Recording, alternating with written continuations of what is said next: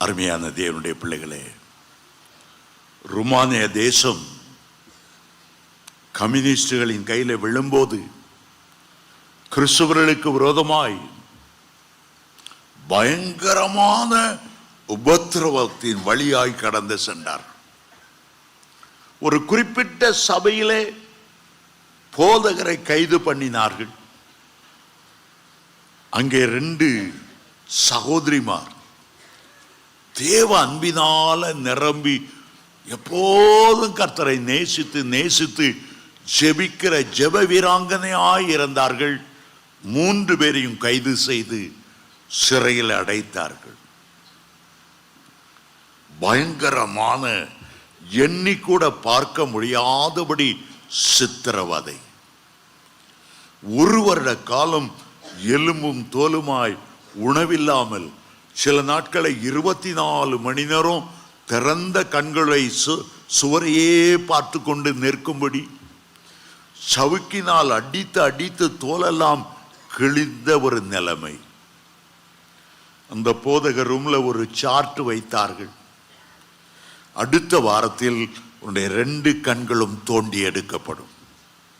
அதற்கு அடுத்த வாரத்தில் உன்னுடைய தொடையிலிருந்து 1 கிலோ கறி அறுத்து எடுக்கப்படும்.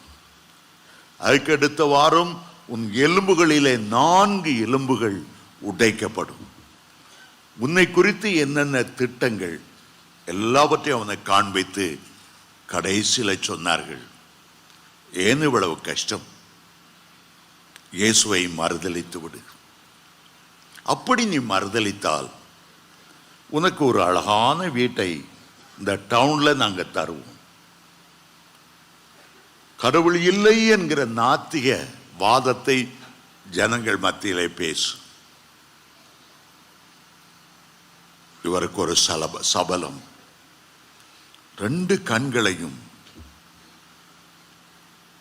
இரும்பிலே பழுக்க காய்ச்சின இரும்பிலே கண்ணை குடையும் போது எவ்வளவு ரத்தம் கொப்பளிக்கும். அவர் சொன்னார், என்னை விடுதலையாக்கி விடுங்கள், என்னால் பாடுகளை சகிக்க முடியாது. நீங்கள் சொன்னபடியே இனி உங்களுக்காக நான் வேலை செய்கிறேன். எனக்கு புதிய வீட்டை தருவேன் என்று சொன்னீர்கள். என் மனைவி பிள்ளைகளோடு வாழட்டும். அவர்கள் சொன்னார்கள், ஒரு நிபந்தனை, நீ ஜெயிலிருந்து விடுதலை ஆவதற்கு முன்பாக உன்னுடைய கையில ஒரு துப்பாக்கியை தருவோம்.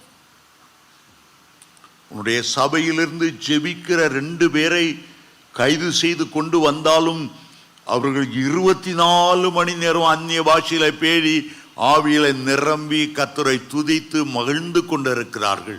உன்னுடைய கையினாலே அந்த 2 பேரை நீ சுட்டு கொல்ல வேண்டும். அப்பொழுது உனக்கு விடுதலை. வேறு வழி இல்லாமல் சரி என்று ஒப்புக்கொண்டார். அந்த 2 பெண்களையும் முன்னால் கொண்டு வந்தார்கள். அவர்கள் அந்நிய பாஷையிலே பாடிக்கொண்டே வந்து நின்றார்கள். இவர் கையிலே துப்பாக்கி ஏந்தி அவர்களை சுட போகிறதை அவர்கள் உணர்ந்து கொண்டார்கள். அந்த போதகரை பார்த்து சொன்னார்கள், ஐயா, எந்த மனநிலைமையிலே இப்படி நீங்கள் துணிந்து விட்டீர்கள் என்பதை எங்களாலே உணர முடிந்தது. நீங்கள் தான் எங்களுக்கு இயேசுவை பற்றி சொன்னீர்கள். நீங்கள் தான் அந்த சிலுவை அன்புக்கு நேராய் எங்களை வழி நடத்தினீர்கள். நீங்கள் எங்களுக்காக ஜெபித்த போதுதான் நாங்கள் பரிசுத்தாவின் அபிஷேகத்தை பெற்றோம். நீங்கள் எங்கள் சுடுகிறதை குறித்து எங்களுக்கு கவலையே இல்லை. பூமியிலே நாங்கள் கண்களை மூடினாலும் இயேசுனுடைய சன்னிதானத்திலே பரலோகத்தில் எங்கள் கண்களை திறந்து ஆத்தும நேசரை மகிழ்ச்சியோடு நாம் பார்ப்போம். ஆனால் ஒரு காரியம், இயேசுவுக்கு 2 சீஷர்கள் இருந்தார்.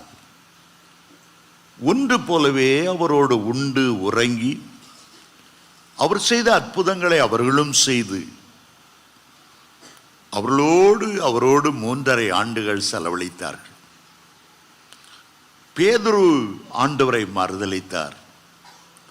யூதாஸ் காரியோத்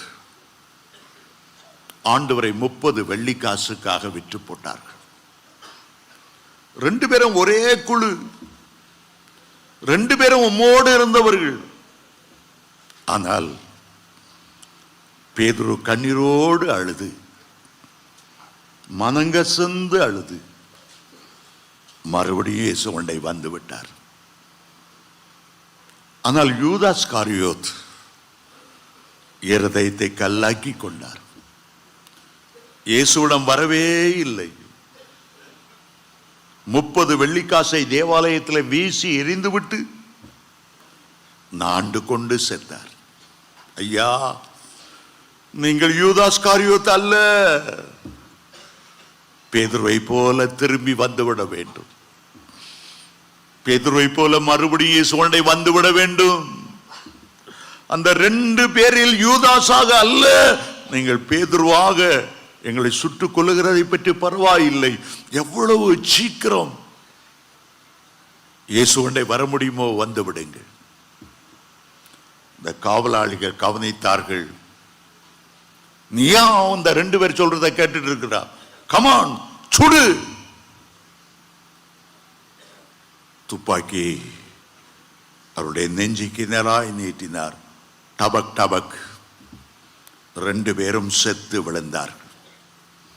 அடுத்த நிமிஷம்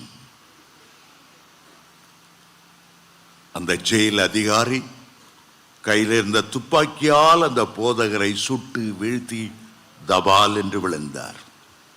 மனம் திரும்ப நேரமில்லை. பேதுருவை போல மனம் கசந்து அழுது கர்த்தரண்டை வர அவருக்கு நேரமில்லை. அவள் சாத்தானுடைய பிரதிநிதி. சாத்தான் பொய்க்கு பிதாவுமாய் இருக்கிறான். அவனிடத்தில் நன்மை எதிர்பார்க்க முடியாது. வீடு தருவேன் என்றெல்லாம் ஏமாற்றுவேலை. ஆண்டவர் இயேசு சொன்னார், உங்களுடைய சரீரத்தை கொல்லுகிறவர்களை குறித்து நீங்கள் பயப்படாமல் உங்களுடைய ஆத்துமாவை நரகத்திலே தள்ள வல்லமையுள்ளவருக்கு மாத்திரம் நீங்கள் பயப்படுங்கள். தமிழ்நாட்டிலே உபத்திரம் வரலாம், இந்தியாவிலே உபத்திரம் வரலாம், பல தேவ ஊழியக்காரர்கள் கொலை செய்யப்படலாம். மரணபரியந்த உண்மையுள்ளவனாயிரு, மரணபரியந்த உண்மையுள்ளவனாயிரு. அப்பொழுது கர்த்தர் வாக்கு பண்ணின ஜீவ கிரீடத்தை பெற்றுக் கொள்வாய்.